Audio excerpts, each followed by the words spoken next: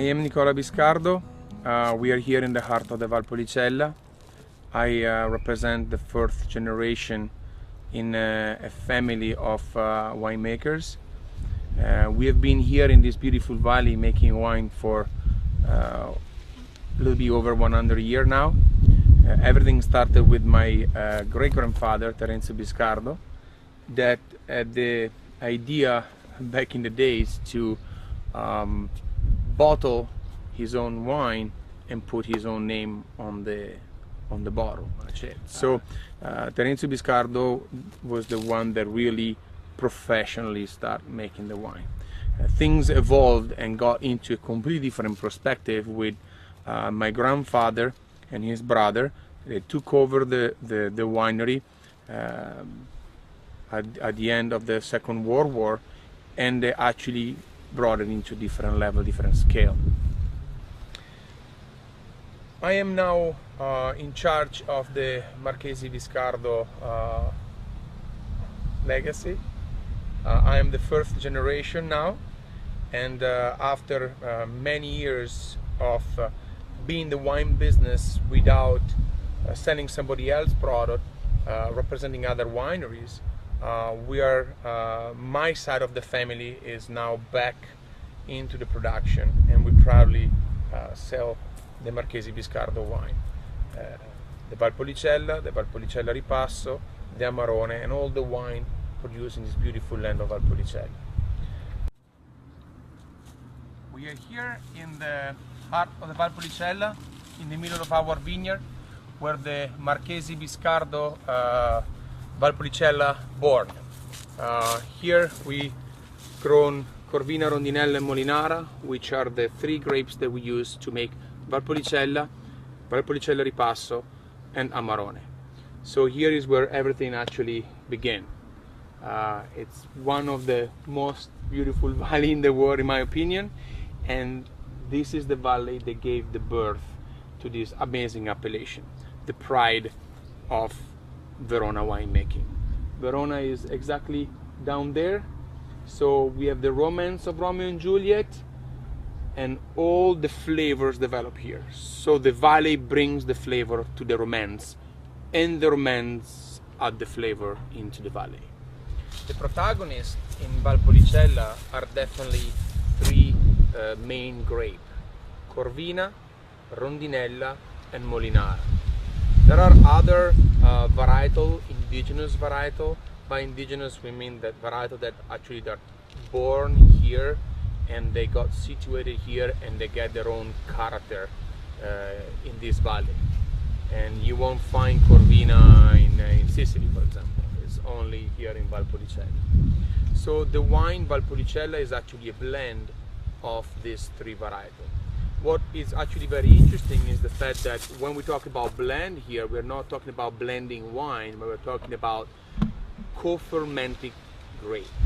So in the same vineyard we might have some Corvina, some Rondinella and some Molinara. So those are what I enjoy to call the three kings of the valley. And the nice thing about it is the fact that most of them, they have name of birds. Corvina, Corvo is the blackbird. Rondinella, la rondine is the springbird. Then there is another varietal that is called, in dialect, is called useletta. Useletta is the little bird. So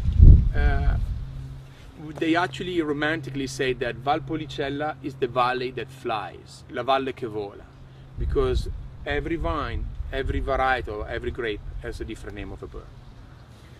If we come closer and we take a look, here we have a beautiful example of Corvina. And Corvina, it's easy to recognize because the cluster is very, very dense. It's very packed. Every berry is really connected very close to the other. You cannot even pass a piece of paper in between.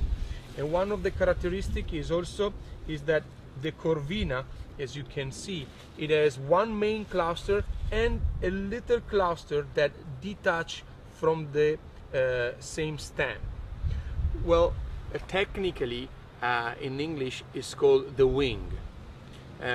But in my dialect here in Verona, we call it the ear. In dialect, la reccia, l'orecchio, the ear of the cluster. Why I'm telling you this? Because actually this has a lot to do with the wine.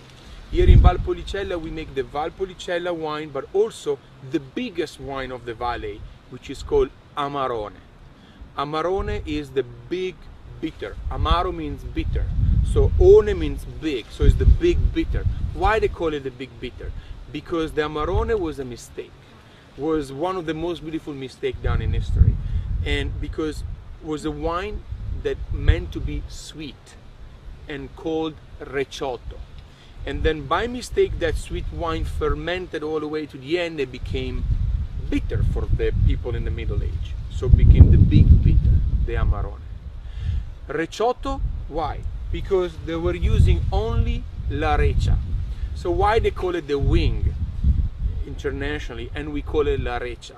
Because if we look close at the cluster, in the fantasy of the people in the Middle Age, look like a face with the ears. So that was a job given to the women.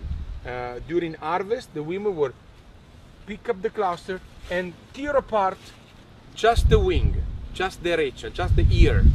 And the ear was put on straw mats to raisin and make this amazing wine called recioto that is full body but is sweet.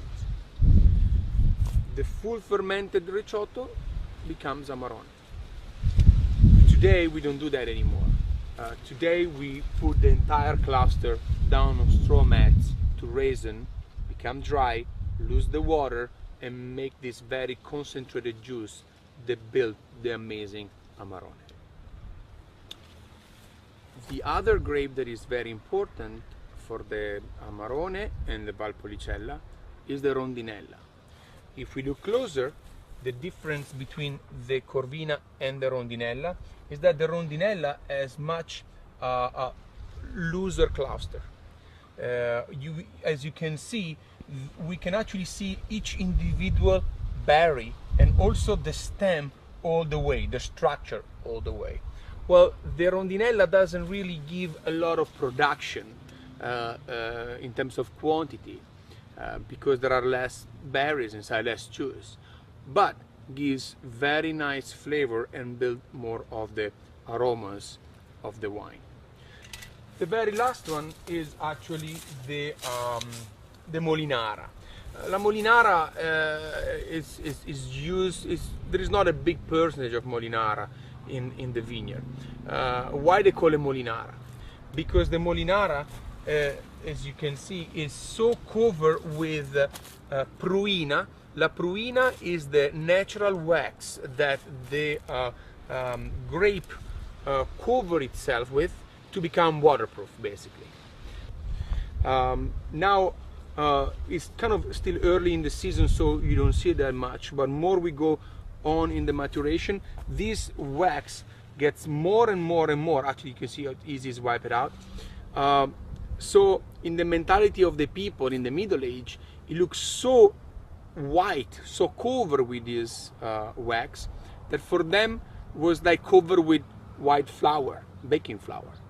So they said they call it La Molinara because it's so covered with this wax that looks like it's been grown close to a mill, and therefore all the dust would cover it. Of course, there is not flour here. It's just the natural wax called pruina.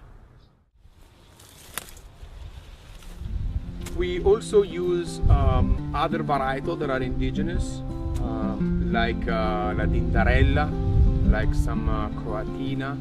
So again, is a mix of different varietals in the same vineyard to give a very unique flavor.